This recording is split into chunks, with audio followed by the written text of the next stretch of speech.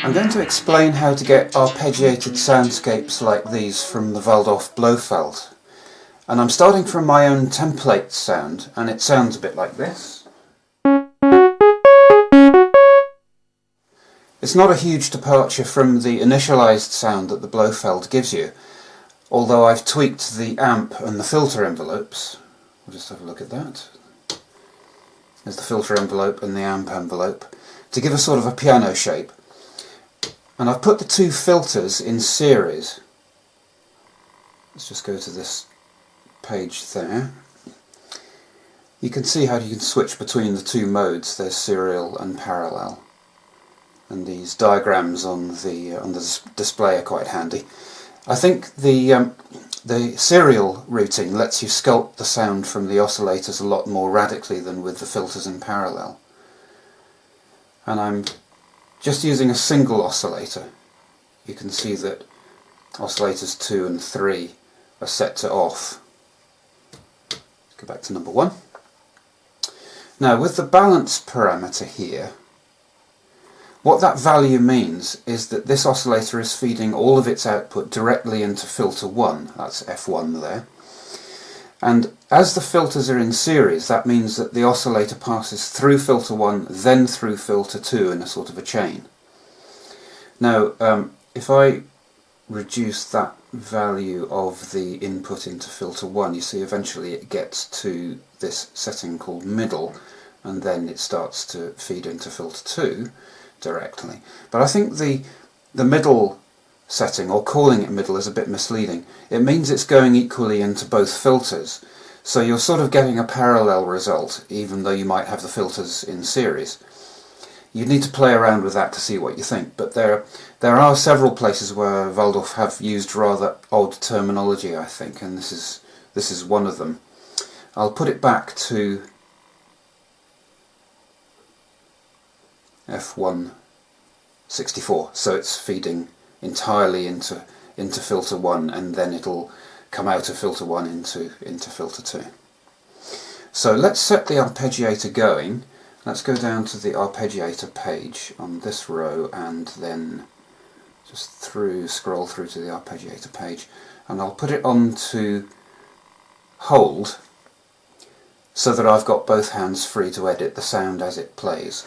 So here we go, here's the arpeggio.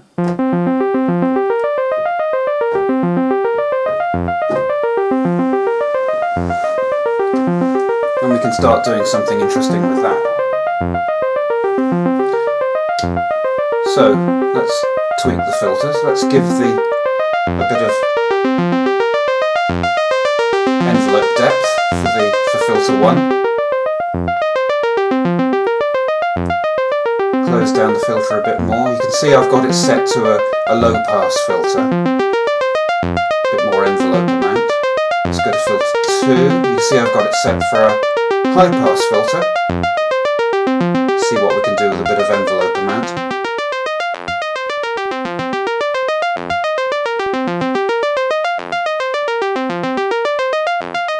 Lots of stuff you can do with that. Also with a negative amount perhaps on that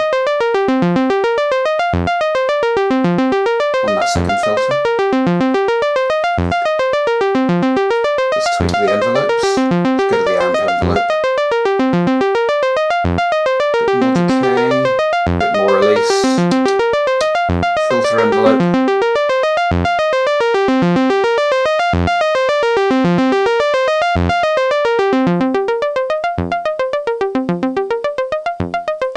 That's quite a nice plucky sort of sound.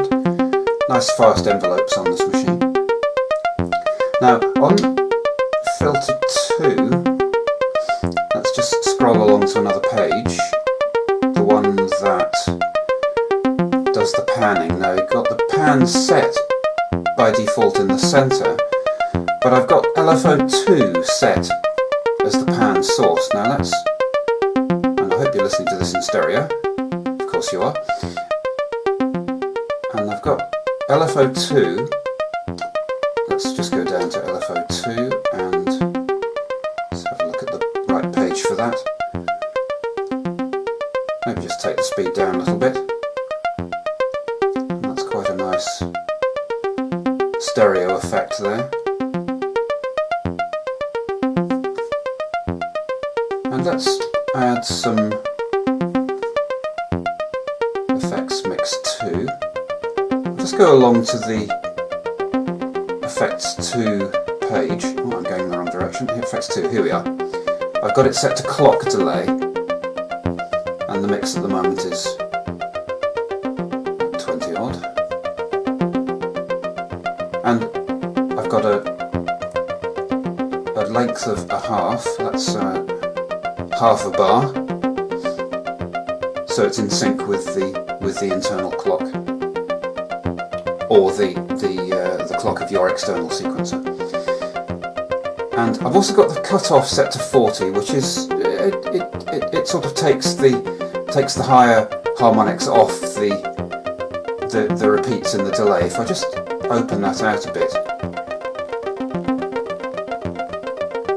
you can hear that the repeats in the delay are much brighter. I think for quite a bright sound, if you're using quite a heavy delay effect, I think it's nice to roll off the upper frequencies a bit. Let's take it down to roughly where it was. Now that doesn't become quite so overwhelming. So we're starting to get a not bad arpeggiated soundscape. Let's go to the oscillator, and at the moment I've got it set to the sawtooth wave, and let's switch to through the shapes. Let's go to one of the wavetables. Let's try this. This is the first of the wavetables. And if I scroll along to the pulse width, now this again is one of these places where the terminology is a bit odd, because pulse width certainly applies where you have a say the square wave. Whoops, sorry, wrong knob as usual. And that certainly is the correct usage of pulse width. Put it back to full 127. Let's go using the shape parameter, go back to the wavetable. Now what this parameter is doing actually when you're using a wavetable is it's varying the position on the wavetable.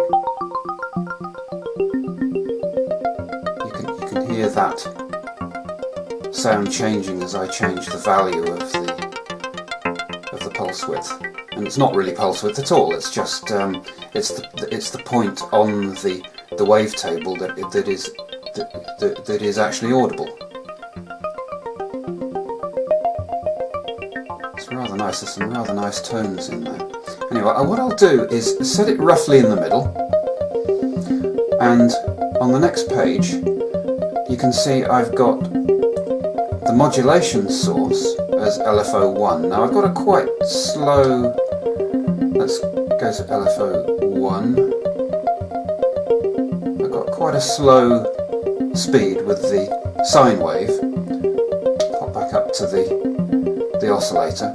Now I'm going to start adding pulse width modulation amount to that. Now that's the amount that the LFO will sweep the position in the wavetable.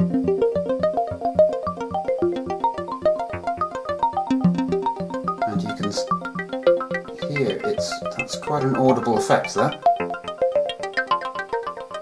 Starts to get quite interesting.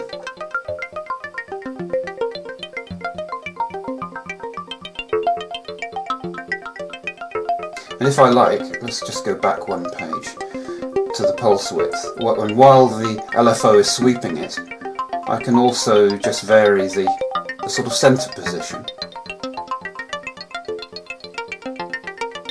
vary the amount. Let's just reduce the amount slightly. That's really rather nice.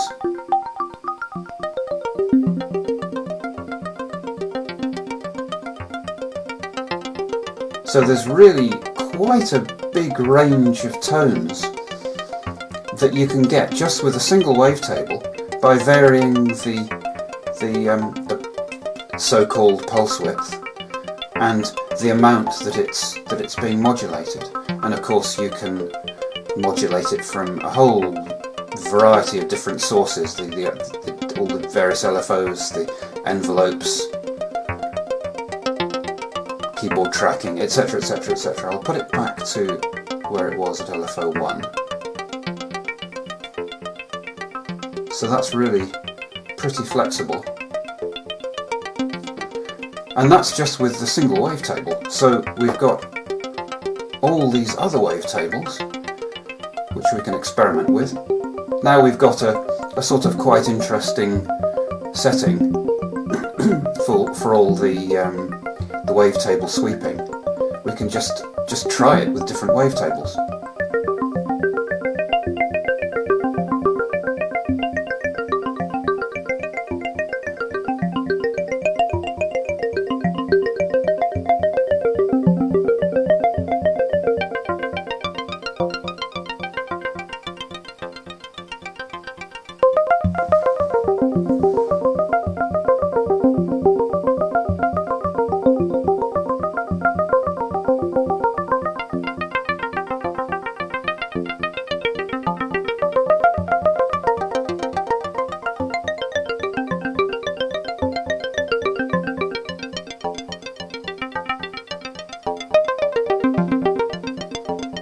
I rather like that one. Let's try that again somewhere around the middle of the wavetable and up the amount slightly.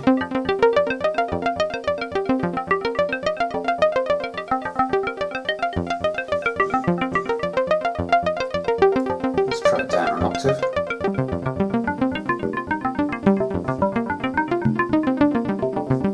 Let's have a bit of a play with the filters.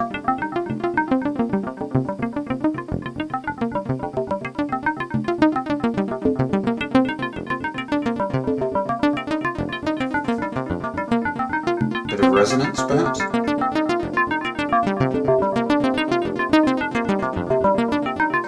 Although I find that too much resonance does rather dominate the sound, and if you're wanting to get these lovely subtle tones out of the wavetables, I find they're rather masked by using too much resonance.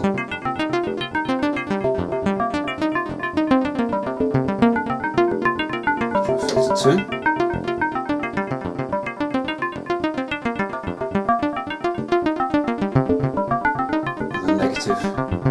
Envelope amount, or the other way around, just so a positive envelope amount. That's also quite interesting.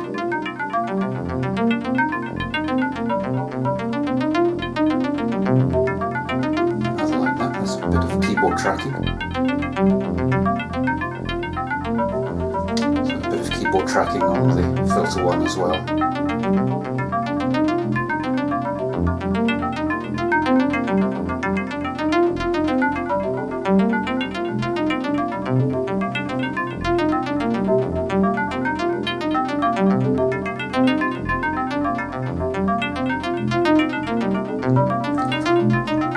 Now, as always with these demos, this is quite a quick hack, and you can improve on it quite a lot if you spend more time than I have just now. So that's rather nice. I'm quite pleased with that. And here are a couple of other arpeggiated sounds I created earlier.